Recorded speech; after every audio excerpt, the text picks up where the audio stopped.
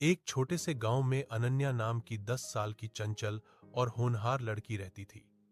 उसके पिता किसान थे, लेकिन अनन्या की मां के देहांत के बाद उन्होंने दूसरी शादी कर ली।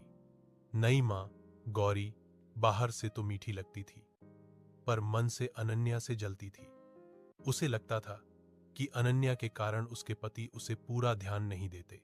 एक दिन गौरी ने अनन्या से छुटकारा पाने की योजना बनाई। उसने कहा कि चलो जंगल से लकड़ियां ले आते हैं। अनन्या खुशी खुशी साथ चल दी। जंगल के अंदर पहुंचते ही गौरी ने उसे कहा कि वह थोड़ी देर में लौटती है, और वह उसे वहीं अकेला छोड़कर तेजी से गांव लौट गई।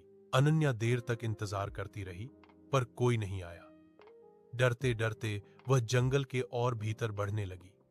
तभी उसे एक धीमी सी चमक दिखी। जंगल की गहराई में एक इंद्रधनुषी रोशनी से चमकती हुई नदी बह रही थी। उसके पानी में सातों रंग नाच रहे थे, जैसे कोई जीवित जादू। अनन्या ने जैसे ही पानी को छुआ, पानी गोल घेरा बनाकर उसके चारों ओर घूमने लगा। यह देखकर वह घबरा गई, पर तभी एक मधुर आवाज आई, मत डरो, मैं इंद्रजला नदी हूं। यह जंगल मुझे ही सुनता है।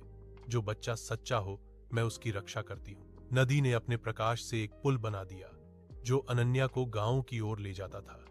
पुल पर चलते हुए अनन्या को एक छोटी सी कांच जैसी चमकती हुई माला मिली, जिस पर लिखा था, साहस ही सबसे बड़ा साथी है। गांव पहुंचकर जब सच सबके सामने आया, तो गांव वालों ने गौरी को गांव से निकाल दिया और अनन्या को अपनी बेटी की तरह पालने लगे। अनन्या बड़ी होकर जंगल की रक्षक बनी और हर खोए हुए बच्चे के लिए उस जादुई नदी का मार्ग बनाती रही, क्योंकि वह जानती थी कि जादू हमेशा मासूम दिलों के साथ चलता है।